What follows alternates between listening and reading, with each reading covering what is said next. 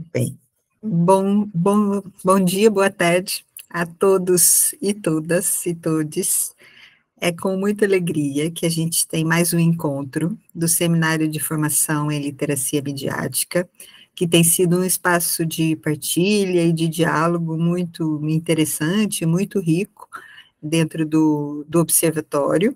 Hoje, particularmente, é um dia muito feliz, porque nós acabamos de receber a notícia que recebemos um prêmio da Mostra de Extensão, em que é um projeto sobre publicidade, coordenado pela professora Letícia Torres, que inclusive nem poderá comparecer, porque está, nesse momento, recebendo o prêmio junto com duas alunas, que são bolsistas também desse projeto de extensão. Então, é um bom dia para a gente estar aqui conversando e trocando ideias. Ainda mais porque a gente tem aqui uma ex-aluna do Observatório, uma ex-aluna da Facom, que acaba de me dizer que foi minha aluna 10 anos atrás. Então, assim, o tempo passa mesmo muito, muito rápido. Ela foi da primeira turma que eu dei aulas na UFJF, há 10 anos, né? E fez tanto a graduação em jornalismo, quanto depois o mestrado em comunicação. Foi orientada por mim e participou das atividades do observatório, e agora está no mercado, atuando em diferentes fontes, que até eu ia pedir para ela começar um pouco, de forma breve, claro, né, contando um pouco, assim, onde é que ela está inserida, né, em termos de atuação no mercado de trabalho, e ela vai falar um pouco para a gente das estratégias, né, para para o advertising, para as publicidades que são feitas nas redes sociais, né, principalmente Instagram e Facebook, e a sua relação aí com a literacia midiática, que é sempre essa nossa conversa aqui no Observatório. Então, Ila, fica à vontade, muito obrigada, a gente está muito feliz de tê-la aqui hoje. Ei, gente, bom dia, boa tarde. Eu quero agradecer o convite, tá, Gabriela, pela oportunidade mesmo da gente continuar trocando ideia, continuar esse bate-papo e essa construção de conhecimento, né? Eu fiquei muito feliz quando a Dayana falou comigo, falando que podia ter a ver com a minha pesquisa, ou podia ser, assim, achei corajoso, podia ser algo que eu estivesse pensando agora, que eu estivesse conversando agora. Falei, ótimo, eu tenho questões para compartilhar mesmo com esse grupo de pesquisa que é tão querido por mim. Eu preparei um momento da minha apresentação para falar um pouquinho da minha trajetória. Então, eu vou já compartilhar minha tela, porque, assim, a gente tem que falar do pesquisador, né? De quem é que está fazendo as perguntas. Vocês já estão vendo? Certinho, né? Sim, sim, dá para ver. Eu queria começar com uma pergunta, na verdade. Quem puder me responder. Alguém aqui nunca viu a carinha, a tela do gerenciador de anúncios do Facebook, do Meta Ads? Assim, nunca abriu essa página. Não tem ideia do que eu estou falando. Pode responder pelo chat. Assim, nunca viu o que é um gerenciador de anúncios. Não sei do que se trata. Aguarda as respostas aqui, então, hein? Se já viu, é isso. Mas então, pessoal, vamos falar tem então gente que sobre... nunca viu. Perfeito, Mariana. A gente vai conversar. Noane também. Carolina também nunca viu, mas sabe do que se trata. A gente vai conversar, então, sobre essas relações entre estratégias de anúncio e literacia midiática. Começando, então, do começo, até pela indicação da Gabriela, coloquei uma fotinha minha aí da nova personalidade na apresentação, porque na divulgação estava Ila cabeluda. Como a Gabriela falou, eu sou bacharel em jornalismo, e o meu TCC ele foi voltado ali à assessoria de comunicação cultural, voltada para artistas, bandas em início de carreira. Então, eu já falava sobre redes sociais e sobre a própria formação de release, essa coisa mais institucional mesmo, mas voltada para o cultural. Na época que eu formei, na graduação, eu já trabalhava com marketing digital em agência de publicidade.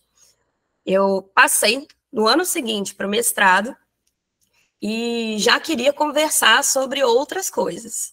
E fui falar sobre literacia midiática e qualidade audiovisual no YouTube, junto da Gabriela, falando sobre crianças no YouTube. E aí já foi uma outra conversa, mas que ainda tinha essa questão das plataformas digitais ali como pano de fundo. E desde 2016 para 2017 que eu atuo fazendo de um tudo no marketing digital. Eu comecei na minha primeira agência de publicidade, eu já passei por 7 no total, fazendo redação para as redes sociais e para e-mail marketing, landing page, tudo isso. Fundei o núcleo digital de uma agência, fui diretora de estratégia de outra, fui só gestora de tráfego, coordenei a equipe. Então, assim, eu falo que eu faço de um tudo. E hoje eu não trabalho mais em agências, porque chegou um ponto em que ficou difícil demais para eu equilibrar ali a quantidade de questões e a prática, e atuo mais como consultora de marketing digital. Sempre gostei de estar nesse campo da pesquisa, tanto no campo do mercado, e esse é um ponto que eu sempre bato bastante, porque eu tenho em mim a missão, sei lá, peguei para mim a missão de diminuir essa distância entre o domínio técnico das plataformas, que é algo muito cobrado e utilizado no mercado, e a pesquisa acadêmica. Então, eu gosto de saber como que mexe, quais são os botões que aperta para fazer o quê, para poder gerar perguntas, gerar questões. E aí, o objetivo dessa conversa aqui, dessa troca, é justamente apresentar algumas dessas leituras particulares que esse encontro de repertórios, essa mistura de ambientes me permitiu produzir, para semear algumas questões, discussões aqui com vocês e também, de quebra, ensinar um básico ali de como pensar em anúncios dentro do MetaAds. Então, se der tempo também, eu quero abrir a tela aqui do gerenciador de anúncios para a gente olhar mais na prática como que isso funciona, mas acho que com o basiquinho aqui que eu vou passar para vocês já dá para botar a mão na massa entendendo algumas coisas. Então, vamos lá. Só definindo alguns conceitos, eu acho importante passar aqui, para o caso de ter gente de fora do grupo, do observatório, só repassar o que é a literacia midiática. Achei importante porque eu fui divulgar esse encontro no meu Instagram ontem, né? Aí eu recebi um feedback de um amigo meu falando: amiga, você fala palavras muito difíceis. O que é literacia midiática? Assim, justo. Toda vez que falar sobre, preciso explicar. Que assim, nas minhas palavras, assim como a gente é alfabetizado a ler o mundo através da escrita, através da linguagem verbal, a literacia midiática é a alfabetização para o consumo e produção crítica dos produtos de mídia. Então, a capacidade de acessar, criar, avaliar e compreender as mensagens dos vários meios de comunicação. Para dizer o básico, não vou me aprofundar muito mais que isso, mas é um conceito importante para a gente, porque é de onde parte as minhas questões. O quanto que a gente sabe, conhece o funcionamento do algoritmo, que tem essa aura de ser algo muito místico, que está ali controlando a ferramenta das redes sociais. Olhando para o gerenciador de anúncios, a ideia é que a gente consiga desvendar um pouco mais de quais são os critérios para a gente receber o que a gente recebe de publicidade.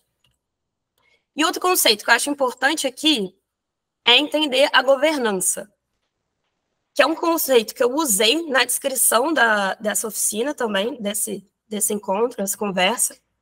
E eu estou chamando de governança aqui o sistema, que é composto pelos mecanismos e princípios que qualquer tipo de instituição possui para conduzir a tomada de decisão, as relações com a sociedade, as boas práticas, as normas éticas, tudo isso com foco em objetivos coletivos.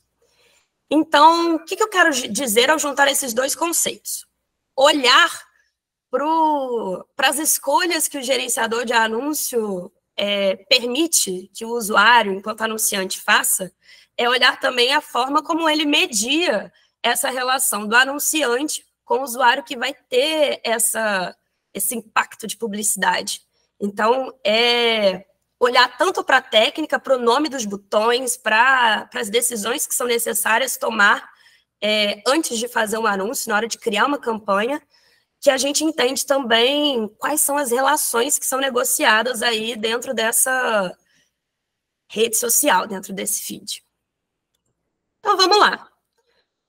Mostrei aqui um esqueminha, porque todas as campanhas do gerenciador de anúncios são divididas em 3 níveis. O nível de campanha, o nível de conjunto de anúncios e o nível de anúncio. Cada campanha é única, mas pode ter vários conjuntos de anúncio dentro dela, e cada conjunto de anúncio pode ter vários anúncios dentro deles. Então, é um organograma, assim. Em cada nível, a gente precisa tomar decisões específicas. No nível de campanha, a gente decide o objetivo e o orçamento, caso ele seja dinâmico. O que quer dizer esse orçamento dinâmico? Caso eu queira colocar uma verba aqui no nível de campanha para distribuir de forma que o algoritmo faça a melhor distribuição entre diversos conjuntos de anúncio. No conjunto de anúncios, eu posso definir o tipo de conversão que eu estou querendo, os orçamentos, para o caso de orçamentos específicos para cada conjunto de anúncio, falando eu quero gastar tanto em cada conjunto de anúncio, a programação, que é quando começa e quando termina, a segmentação de público, quem vai ver esse anúncio, os posicionamentos, onde que eu quero que sejam vistos esses anúncios, e as otimizações, que é dar uma direcionada maior para que tipo de ação valiosa que eu estou querendo acompanhar ou pela qual eu estou querendo pagar. No anúncio, a gente decide o formato, se é vídeo, se é imagem, se é carrossel, se é imagem única, os textos que acompanham esse anúncio, o criativo, que é a peça em si, né, a cara que o anúncio vai ter, o botão que acompanha ele, se é um inscreva-se agora, saiba mais, obter oferta, e o link de direcionamento desse anúncio. Tudo isso, para mim, é muito meu cotidiano. Então, se eu falar alguma coisa aqui que seja fora, que vocês tenham uma dúvida, por favor, no final, anotem, porque a gente vai conversar mais sobre essa parte técnica também. Separei para a gente conversar hoje mais a fundo 3 decisões dessas que, para mim, são as principais decisões que mais me geram questões e que mais a gente precisa entender também para definir uma boa campanha. Uma boa campanha nos termos de resultados, otimização de resultados, colocar um dinheiro lá e conseguir a maior quantidade de resultados pelo menor custo possível. Então, eu escolhi para a gente conversar sobre o objetivo, sobre público e sobre os criativos. Esses 3 elementos, que são um de cada nível, como que eu traduziria a importância deles? Os objetivos de campanha são as ações valiosas pelas quais o anunciante está disposto a participar ali do leilão do Meta Ads, que é importante frisar que é um leilão. Então, todos os anunciantes colocando seus anúncios lá, colocando verba na plataforma, direcionando o público, colocando seus criativos e falando, olha, Meta, eu quero conseguir isso aqui. Por favor, me retorne o maior número possível de resultados. E a gente está ali competindo com todos os outros anunciantes que estão tentando ser vistos pelo mesmo público. E o público é justamente esse segmento de usuários que o anunciante deseja atingir. E ele tem tanto informações demográficas, quanto também pode ser segmentado por informações de comportamento online. E a gente vai aprofundar mais sobre isso. E o criativo é a imagem ou vídeo, que são a cara mesmo, propriamente dita, do anúncio, posicionados ali entre os orgânicos. E aí já deixo uma questão, que eles são identificados apenas pelo patrocinado na tela, né? Assim, aquela linhazinha, patrocinado. Falando rapidamente sobre os objetivos. A primeira grande decisão. Atualmente, são 6 tipos de objetivos disponíveis. E o anunciante precisa decidir qual é o melhor para ele. Reconhecimento, tráfego, engajamento, cadastros, promoção do app e vendas. Eu destaco aqui que ano passado essa série de objetivos passou por uma modificação e eu acho muito interessante observar o que mudou. Essa aqui era a carinha anterior dessa tela de escolha de objetivos. Em vez de 6, eram 11 e eles eram separados em 3 colunas. Coluna de reconhecimento, de consideração e conversão. Isso aqui eu acho interessante frisar também, que me lembra uma estrutura muito conhecida entre as pessoas do marketing, que é o funil de vendas, que é a estratégia hegemônica da publicidade digital, que coloca cada usuário em uma trilha de estratégias, conforme o estágio que ele se encontra. Isso é basicamente como que a publicidade digital pensa ali, inspirada também na pirâmide invertida do Kotler, em atrair a atenção, gerar algum tipo de desejo, para aí sim o usuário converter para a ação que eu quero que ele converta. Então, ao decidir os objetivos, é necessário também entender essa relação que coloca todos os usuários enquanto dentro de uma esteira de relacionamento, uma jornada de compra, inevitavelmente. E esse estágio, né, que o usuário se encontra é muito definido pela segmentação de público. E essa aqui, a segmentação de público, é uma das decisões que mais impactam o CPR, custo por resultado. Quanto maiores forem as possibilidades de rastrear esse comportamento do usuário, melhor. Quanto mais a gente consegue extrair informações sobre o que esse usuário tem de interesse dele, ou está ali pesquisando ativamente na internet e usando as redes sociais para consumir esse conteúdo, melhor para o anunciante. São 2 formas de construir o público. Essa telinha aí é a telinha de criar um público salvo, que você coloca as informações demográficas, de localização, podendo excluir localizações, não aparecer em determinadas localizações, idade, gênero, idiomas que a pessoa fala, e isso aqui, ó, direcionamento detalhado. Se der tempo, a gente abre a tela lá no gerenciador de anúncios, se eu mostro, mas isso aqui é uma quantidade infinita de informações que a própria Meta te dá para direcionar o seu anúncio para pessoas que vão fazer aniversário dentro do próximo mês, pessoas que são amigas de pessoas que estão para fazer aniversário, pais de bebês de 0 a 6 meses, pais de bebês de 6 meses a 2 anos. Então, você consegue filtrar e segmentar especificamente ali de acordo com o interesse. E a segunda forma é a fonte de público personalizado. Coloquei aqui as fontes possíveis de criar esse público personalizado, que é basicamente entender como que esse público se relaciona com a marca. Então, eu posso colocar um código no meu site, que é o Pixel, para acompanhar todo o tráfego do usuário no meu site. E aí eu posso criar um público só de pessoas que acessaram determinada página no meu site, ou de pessoas que apertaram determinado botão no meu site, pessoas que visitaram o meu site em 30, 180 dias. Para destacar aqui outra fonte, a própria conta do Instagram e a página do Facebook. Então, eu consigo fazer um público só com pessoas que se relacionaram com a minha conta no Instagram, que visitaram, mas não seguiram, ou que engajaram ativamente com qualquer tipo de conteúdo que seja na minha conta no Instagram. E aqui a parte de público que a gente chama de remarketing. São aqueles cookies que a gente clica em aceitar todos. A gente está dizendo que aceita sim ser perseguido por publicidade digital depois que a gente aceita esses cookies. Não é biscoito. É código que vai ficar rastreando a sua atividade dentro daquele site.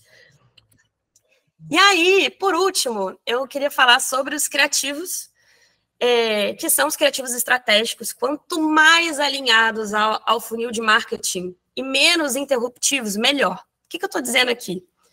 Quando se pensa em uma peça de anúncio, eu preciso pensar, eu vou até voltar aqui para o slide do funil de vendas, eu preciso pensar se no topo de funil eu estou anunciando para um segmento de público que nunca viu a minha marca na vida, que nunca soube quem sou eu, que não... Eu vou tentar ser descoberta pelo maior número de pessoas. Então, eu preciso explicar a que eu vim, né? Se eu estou me relacionando com pessoas que já visitaram meu site, mas ainda não são meus clientes, elas estão no meio de funil, eu preciso falar sobre essa minha trajetória, por que eu sou uma boa consideração de solução para o problema dela, ou por que ela deve prestar atenção em mim, um pouquinho mais. Geralmente aqui também ficam materiais gratuitos, tentar desenvolver algum relacionamento mais aprofundado com o usuário. E aqui no fundo de funil, eu quero que a pessoa se torne meu cliente. Então, vou fazer anúncios de oferta, vou falar sobre cupom de desconto, sobre vantagens exclusivas que a pessoa vai ter se ela comprar o meu produto agora. Eu tenho certeza, eu não separei muitos exemplos de anúncios, não, porque eu acho que dá para fazer uma parada mais dinâmica, abrindo a tela. Mas eu tenho certeza que todo mundo aqui que já usou rede social já foi impactado por cada um desses tipos de anúncio, porque todos vocês, todos nós estamos dentro de alguma jornada de compra, dentro do funil de vendas de alguma marca, algum anunciante. Mas ainda assim, além de alinhados ao funil de vendas, que é a estratégia hegemônica, esses anúncios eles precisam estar adequados aos padrões de publicidade, às diretrizes de comunidade e às boas práticas. Todo anúncio que é subido, né, subidos no gerenciador de anúncios, eles são analisados por uma inteligência artificial e se alguma coisa, algum elemento não está de acordo com os padrões de publicidade, esse anúncio é rejeitado. O anunciante pode solicitar uma análise que é feita por um humano. Mas, basicamente, anúncios que já foram rejeitados dentro da minha experiência, eu já trabalhei muito em segmentos de estética. Então, anúncios que tenham fita métrica, que façam promessas sobre resultado em corpo, anúncio com antes e depois, tudo isso fere os padrões de publicidade do Facebook. Eu coloquei esses links aqui também para ter um acesso mais fácil, porque eu acho que gera uma documentação legal. E eu coloquei aqui um último link à biblioteca de anúncios. Eu não sei se eu vou conseguir abrir a partir daqui, mas eu já vou encerrando a minha fala, mas é um bônus aqui de um lugar que dá para acessar todos os anúncios online que estão rodando agora, tanto no Facebook quanto no Instagram. E dá para pesquisar por palavra-chave e ver o que está acontecendo lá. E eu acho divertidíssimo explorar esse lugar.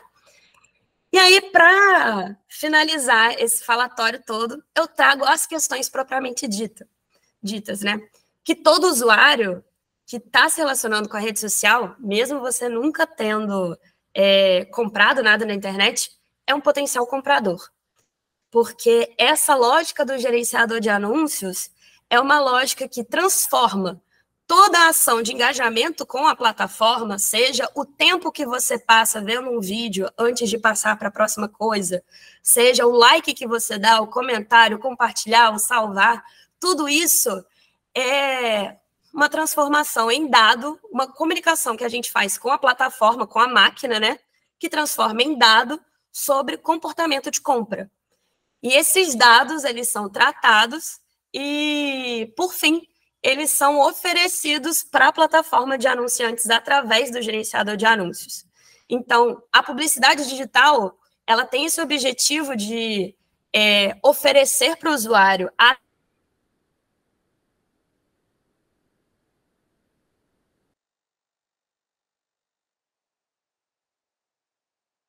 Acho que ela travou, né? Acho que sim, gente.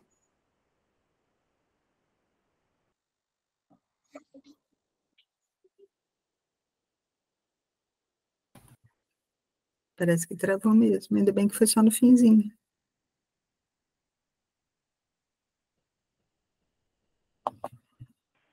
Mandei mensagem para ela.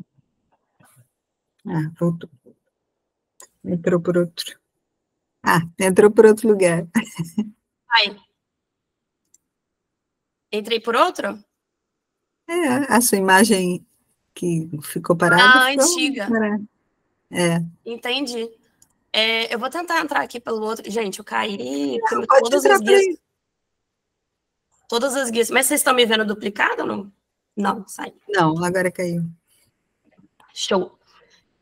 Eu nem vou voltar a apresentar por agora, não. Só vou encerrar, retomando a minha fala. Eu estava falando justamente sobre esse processo de tradução, né, que a gente faz, transformando todas essas engajamento online em dado de compra. Porque cada vez mais a intenção da publicidade digital é oferecer ao usuário anúncios úteis. Ou seja, anúncios que estejam de acordo ali com o que ele quer ver, com o tipo de interesse que ele já tem em determinados produtos, em determinados tipos de conteúdo na internet. E com isso, com esses anúncios úteis, mostrar cada vez mais da própria bolha para ele, mais para o usuário, mas com esse objetivo de compra.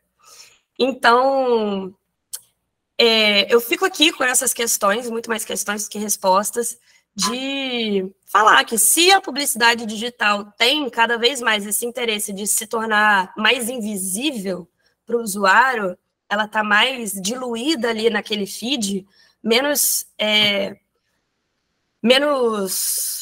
vista enquanto algo que é publicitário mesmo, que foi em que teve essa troca econômica para estar ali naquela tela, como que a gente capacita esse sujeito para que ele seja capaz de diferenciar, para além do que é fake news ou não, o que é publicitário, o que é orgânico. Então, agradeço os ouvidos, agradeço o tempo. Esse era o que eu queria compartilhar com vocês. Obrigada. Obrigada, Eila. Super interessante a sua fala. Você quer mostrar o gerenciador ou você acha que você vai cair? Porque você tinha falado que queria mostrar. Vou. O que aconteceu foi que todas, assim, as minhas guias do Chrome fecharam numa só. Isso nunca aconteceu comigo. Claro, porque você está aqui falando. Exatamente. Inédito. Já estava com tudo abertinho, bonitinho aqui. Pois vou apresentar, então. Deixa eu abrir uma conta maneira aqui.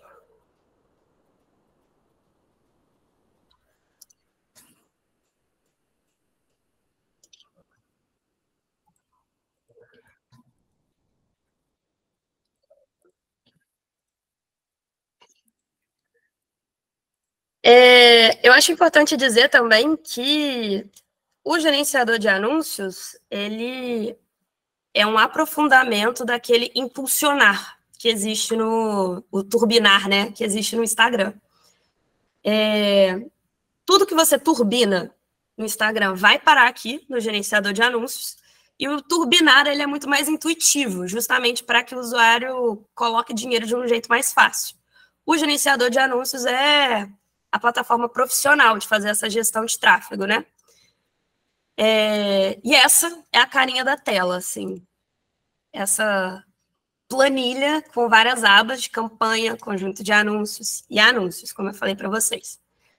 E aí, a criação, como eu mostrei, é bem intuitiva, é cheia de informação, é muito fácil e gratuito fazer acompanhamento aqui com especialistas, é só você solicitar através desse botãozinho aqui de telefone, que existe esse trabalho lá dentro. Eu vou colocar aqui um de reconhecimento só e já dar uns nomes, porque eu gosto de organização. Teste. Só para vocês verem. Essa telinha, no nível de campanha, de conjunto e de anúncios. Aqui se decide qual é o tipo de objetivo de campanha, tem mais umas informações aqui que são mais secundárias. No nível de conjunto de anúncios, tem todas as questões que eu falei de meta de desempenho, de tipo de conversão que eu quero, onde que eu vou fazer, que página de Facebook, sobre o orçamento, se eu quero que seja diário ou total, quando que começa, se eu quero que termine em uma data específica. E aí, eles têm essas coisas de público advantage, orçamento advantage, que é tentar deixar o máximo na mão deles, na mão da plataforma mesmo, essa decisão de que tipo de público que você vai sugerir. Mas aqui, eu queria mostrar isso aqui, o direcionamento detalhado, principalmente. As possibilidades, que eu posso, tanto de dados demográficos, formação a partir do nível de educacional, os campos de estudo, financeiro a partir de renda, mais voltado para os Estados Unidos, acontecimentos, se está noivo recentemente, se está no novo emprego, se é recém-casado, essa questão dos pais com filhos adultos, com idade pré-escolar, pré-adolescente, status de relacionamento. Isso não é só das informações que são dadas no Facebook, assim, qualquer coisa que você coloca no Instagram também dá a entender sobre o que você está vivendo na sua vida agora. Seu histórico de navegação também entrega o que você está vivendo agora. Então, os tipos de ocupação, interesses, tem uma seção inteira aqui para expatriados, por exemplo, Gabriela. Pessoas que moram em outro país e várias opções de países. E se eu pesquiso aqui também, por exemplo, concursos, eu também consigo encontrar empresas e interesses que tenham a ver com essa palavra-chave que eu estou colocando aqui, que pode direcionar ainda mais essa segmentação. E aí aqui também decido os posicionamentos, vou colocar aqui os manuais para vocês verem, que eu posso decidir com essa mesma plataforma anunciar no Facebook, Instagram, no Audience Network, que são os aplicativos, no Messenger. Os aplicativos que eu digo são qualquer aplicativo desses aí, tipo de joguinho que aparece anúncio, é isso. Onde que eu quero que apareça aqui, Stories e Reels, e no nível de anúncio, a carinha é mais essa aqui, falando sobre onde que vai ser a página do Facebook, a conta do Instagram e a configuração do anúncio propriamente dito. Se é uma imagem única, se é um carrossel, se é uma coleção. Aqui você já coloca a mídia, a música hoje em dia é adicionada automaticamente, dependendo do tipo de mídia que você coloca aqui, é otimizada, é cortada para caber em vários posicionamentos diferentes. Enfim, parece complicadinho, mas é bem intuitivo e está cada vez mais completo para que o usuário tenha menos trabalho e receba mais resultado. Eu vou aproveitar o ensejo e já mostrar a biblioteca de anúncios também, pode ser? Boa ideia, sim. Que é esse outro lugar que eu sugiro, se vocês tiverem a curiosidade de vasculhar isso aqui. Gabriela, me fala um segmento aí de mercado. Ui. Já procurei esses aí, ó. Assim que vocês verem. Você só tem aqui saúde integrativa, talvez. Ok.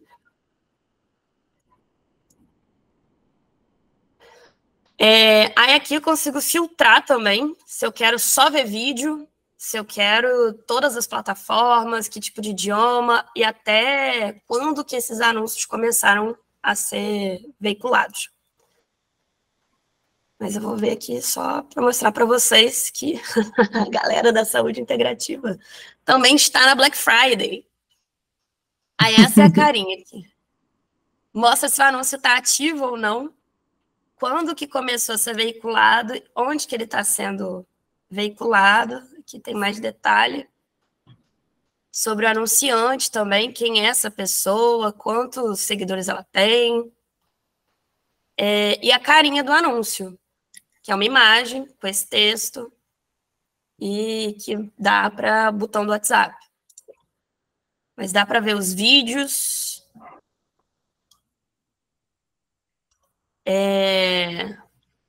Tipo, tudo que tem aqui com essa palavra-chave, você encontra quem está anunciando. E eu considero, pelo menos, uma plataforma muito interessante para pegar inspiração, mas também para ficar abismada, às vezes, com o que as pessoas anunciam. E o link está disponível também na apresentação. Vou passar o PDF para Dayana ou a Carol, para ficar à disposição de vocês. E é isso. Muito interessante, Ila. Eu posso começar, gente? Eu tenho aqui umas perguntinhas para fazer para ela. Depois eu deixo vocês falarem também. Eu queria perguntar, Ila, que você disse assim, que a publicidade, pior que eu só anotei a segunda palavra, a primeira eu não anotei, mas assim, que você fala que a publicidade ela deve ser tão fluida que você nem percebe que ela está ali, que ela não deve ser interruptiva, né? Você usou essa expressão, interruptiva. E aí eu queria te perguntar, o que seria essa publicidade interruptiva? O que você entende, né, que é uma publicidade que não é assim, que não é fluida? Não me lembro agora o outro termo que você usou no PowerPoint. Eu falava você entendeu? sobre... Porque, o que seria esse interruptiva? Assim, tipo, por exemplo, se você pudesse dar um exemplo de um vídeo, né, ou algum exemplo prático, assim, do que seria mais desejável na publicidade para que ela, né, gerasse mais engajamento? Porque, pelo que eu entendi na sua fala, tinha um tipo que era melhor do que o outro, né? Isso. A ideia é que ela seja cada vez mais, assim, dentro dessa estratégia hegemônica, né, que eu apresentei aqui. Que ela seja cada vez mais atrelada ao funil de vendas, então que ela seja personalizável ali ao estágio de compra que a pessoa está e que ela não seja interruptiva.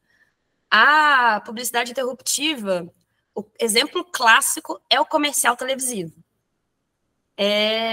Você está assistindo o seu conteúdo e você tem que parar de assistir o seu conteúdo porque você vai assistir um comercial, que a televisão funciona dentro dessa lógica. Ou mesmo, eu acho engraçado as estratégias de publicidade do Spotify. Quando... Um caso, rapidinho, para exemplificar. Eu sempre uso Spotify Premium, porque eu não gosto de anúncio. Quem gosta de anúncio? Então, sempre uso Spotify Premium. Só que a responsável por pagar essa conta é a minha irmã do meio. E certa feita ela viajou e esqueceu, perdeu o prazo, e aí eu estava meio brigada com ela, passei uma semana inteira ouvindo anúncios.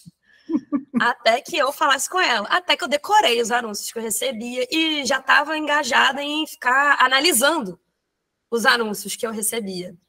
Eu visitei a casa de um colega meu, de um amigo meu, que estava também usando Spotify gratuito, e ele tinha outros anúncios.